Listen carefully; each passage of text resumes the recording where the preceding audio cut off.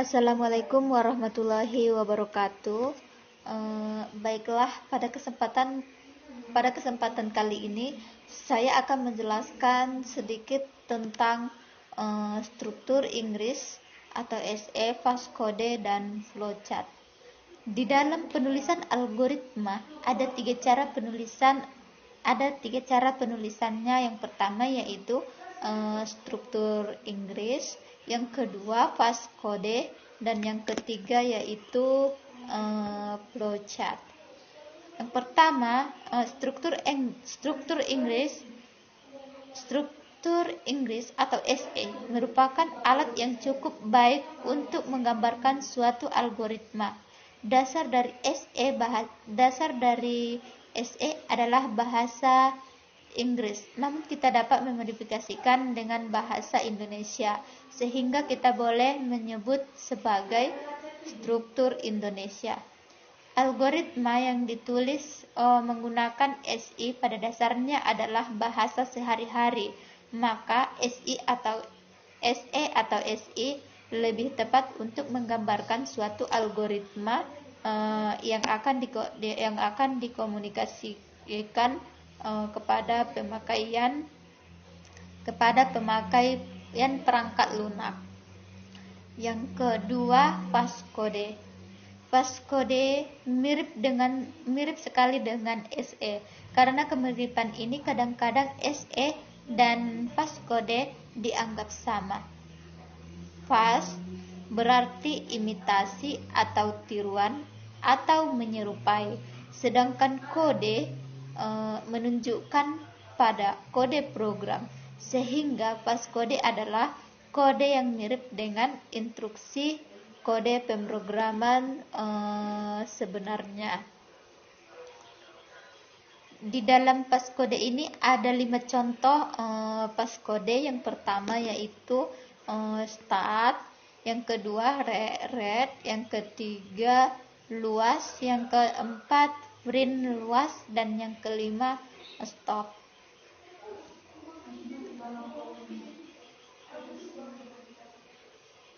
Kemudian yang ketiga yaitu flowchart. Flowchart atau bagan alir adalah skema atau bagan chat yang menunjukkan alir atau flow di dalamnya suatu program secara logika. Flowchart merupakan alat yang banyak digunakan untuk menggambarkan algoritma dalam bentuk notasi tertentu. Simbol flowchart merupakan elemen penting dalam menyusun flowchart atau bagan alir. Flowchart sendiri adalah urutan proses kegiatan yang digambarkan dengan beragam bentuk simbol.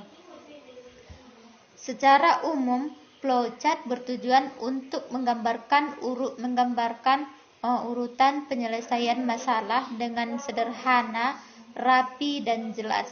Sementara itu, dalam teknologi komputer, flowchart memiliki fungsi tertentu. Di antaranya yang pertama yaitu memastikan suatu program memiliki alur sendiri. Yang kedua, melihat proses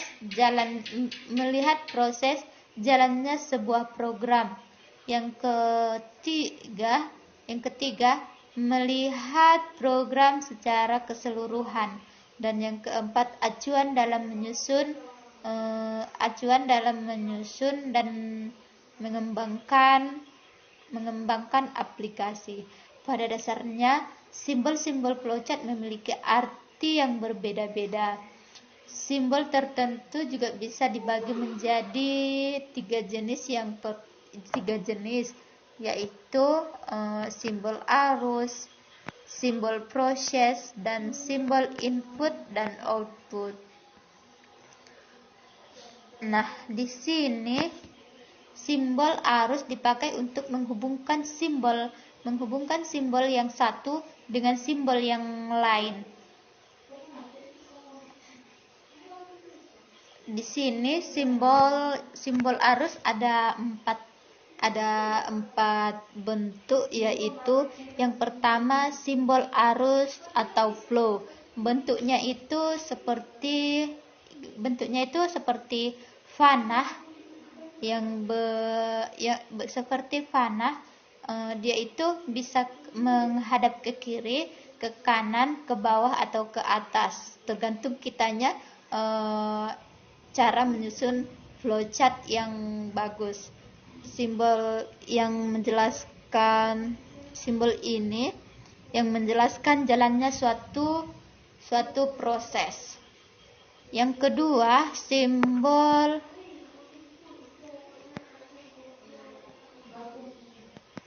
communication. Simbol menyatakan transaksi data dari satu lokasi ke lokasi lain. Yang ketiga, simbol konektor. Simbol konektor ini bentuknya seperti lingkaran. Simbol yang menyatukan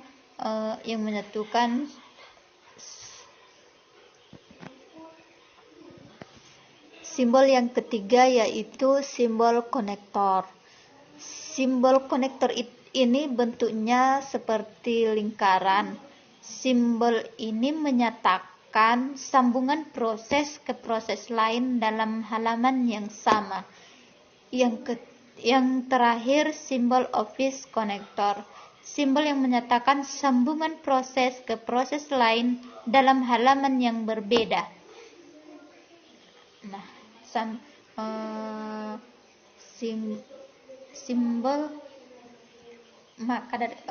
simbol arus ada 4.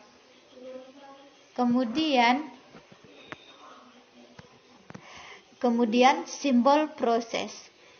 Simbol proses ini menjelaskan jenis operasi pengalaman dalam suatu proses atau prosedur. Bentuknya seperti ini. Yang pertama, simbol proses. Simbol proses yang pertama bentuknya persegi panjang. Simbol ini simbol yang menyatakan suatu proses yang dilakukan oleh komputer. Maka kalau seumpama kita membuat sebuah flowchart, untuk simbol prosesnya, maka kita gunakan simbol seperti ini, persegi panjang. Kemudian simbol manual. Simbol manual yang menyatakan suatu proses yang tidak dilakukan oleh komputer. Yang ketiga yaitu simbol description. Simbol yang menunjukkan simbol yang kemungkinan menunjukkan dua jawaban, yaitu ya dan tidak. Kemudian simbol friend process. Simbol yang menyatakan simbol yang menunjukkan penyediaan tanpa penyiapan suatu pengolahan untuk memberi harga awal. Yang ketiga selanjutnya yaitu simbol terminal. Simbol terminal ini fungsinya yaitu simbol yang menyatakan awal atau akhir suatu program. Yang selanjutnya yaitu simbol killing operation. Simbol ini simbol yang menunjukkan sebuah operasi. Simbol yang menyatakan semua jenis operasi. Yang selanjutnya yaitu simbol offline strong, yaitu simbol yang menunjukkan bahwa data dalam simbol ini akan disimpan. Yang selanjutnya yaitu simbol manual input. Simbol ini dapat digunakan simbol yang memasukkan data secara masukan dengan online keyboard.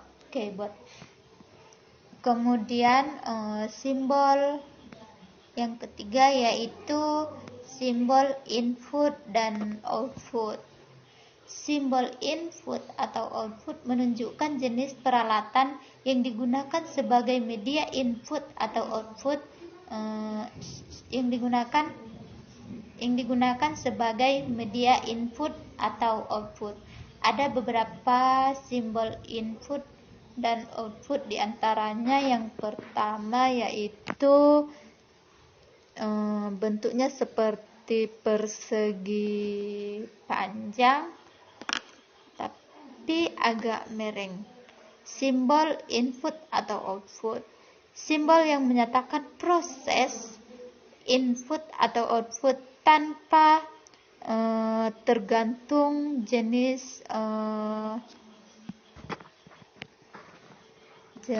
peralatan. Kemudian ada simbol diskstrong, simbol yang menyatakan input berasal dari disk atau output disimpan ke disk. Yang selanjutnya simbol dokumen, simbol yang menyatakan bahwa input berasal dari dokumen dalam bentuk kertas atau output yang perlu ditulis di kertas. Yang selanjutnya simbol display, simbol yang menyatakan penggunaan atau pengalaman output, misalnya layar, kemudian monitor, printer dan lain-lainnya. Kemudian di sini ada contoh penggunaan simbol pada algoritma penghitungan luas segitiga. Dalam penggunaan simbol pada algoritma penghitungan luas segitiga yang perlu kita buat, yang pertama kita memulai dengan menggunakan simbol terminal yang fungsinya yaitu simbol yang menyatakan awal atau akhir suatu program. Di sini saya sudah membuat yang pertama simbol terminalnya mulai, kemudian yang akhirnya selesai. Kemudian kita menghubungkannya menggunakan simbol arus atau flow. Simbol ini dapat kita atur ke samping kiri, ke samping kanan, tergantung kitanya yang menyusun. Di sini saya buat simbol flow-nya itu ke bawah, kemudian dalam menentukan